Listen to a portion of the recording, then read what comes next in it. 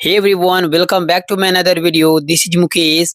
कभी कभी हम लोग अपने डे टू डे लाइफ में ऐसे सेंटेंसेस को बोलते हैं जहाँ पर हम लोग कहते हैं मैंने बताया तो था, मैंने उसे पैसे तो दिए थे, उसने मुझे इनवाइट किया तो था, उसने वर्ड्स याद किए तो थे। तो ऐसे सेंटेंसेस को इंग्लिश में बनाने के लिए किस स्ट्रक्चर का यूज किया जाता है, तो आइए हम लोग जानते हैं।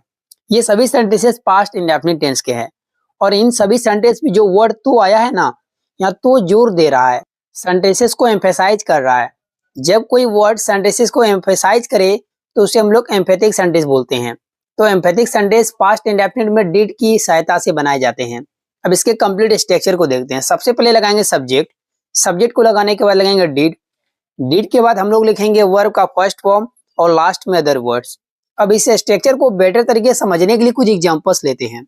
तो आज का पहला सेंटेंस है मैंने बताया तो था, तो इस सेंटेंस के लिए कहेंगे I did tell, I did tell या नहीं तो आई डिड इन्फॉर्म। अगर उसे तो आई डिड इन्फॉर्म हिम या हर।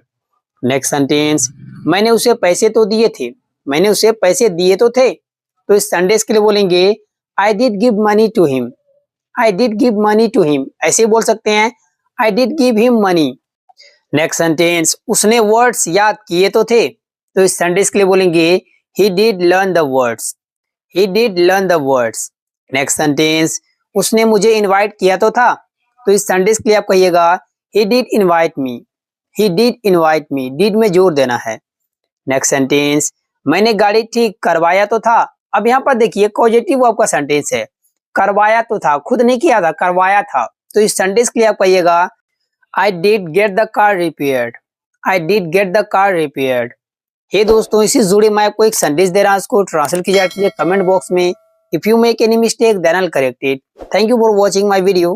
ही came in a flash, I am coming in a flash, I will be back in a flash. ये सेंटेंस आपने कहीं ना कहीं सुना होगा, I will be back in a flash या I can finish this work in a flash. अब यहाँ पर जो फ्रेज है इन अ फ्लैश, इसका मीनिंग क्या होता है? इट मीन्स दैट एक झटके में, एक झटके में। इसका मतलब होता है तुरंत ही। जैसे कि हम लोग हिंदी में से बोलते हैं मैं यूं गया और यूं आया, वह इस काम को यूं खत्म कर लेगा, मीन्स चुटकी में खत्म कर लेगा, यूं खत्म लेगा मीन्स तुरंत खत्म कर लेगा, झटके में खत्म कर देगा। तो झटके में खत्म करना, यूं खत्म करना हम लोग हिंदी में बोलते हैं से कि मैं ये काम यूं कर दूंगा मीन्स झटके में खत्म कर दूंगा। तो यहाँ पर हम लोग यूज करते हैं इन अ फ्लैश फ्रेज का। अब इसके स्ट्रक्चर को देखते हैं। सबसे पहले आपको सेंटेंस बोलिए, जो भी आप सेंटेंस बोलना चाहते हैं लास्ट में लगा दीजिए इन अ फ्लैश। अब इसको बेटर तरीके से समझने के लिए कुछ सेंटेंसेस लेते हैं और उसके हिंदी मीनिंग को देखते हैं। तो आज का पहला सेंटेंस है he came here in a flash, he came here in a flash. इसका मीनिंग हुआ वह एक झटके में यहाँ आ गया या वह यूं यहाँ पर आ गया। Next sentence I am coming in a flash, I am coming in a flash. इसका मतलब हुआ मैं यूं आ रहा हूं, मैं एक झटके में आ रहा हूं मीन्स मैं तुरंत आ रहा हूं। इसकी जगह एट वंस का यूज कर सकते हैं, I am coming at once, मैं तुरंत आ रहा हूं, यूं आ रहा हूं, झटके में आ रहा हूं। Next sentence I will be back in a flash, I will be back in a flash. अब यहाँ पर इस सेंटेंस का मीनिंग हुआ मैं यूं गया और यूं आया, मैं यूं गया और यूं आया मीन्स मैं एक झटके में आया। इस सेंटेंस का मीनिंग हुआ बिना समय बिताए मैं जल्दी आ जाऊंगा। Next sentence I can finish this work in a flash, I can finish this work in a flash.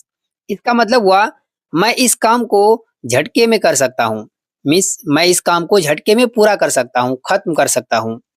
दोस्तों, इसी से जुड़े मैं आपको एक संदेश दे रहा हूँ, इसका हिंदी लिखिए ताकि आपको इंग्लिश का हिंदी भी समझ में आए।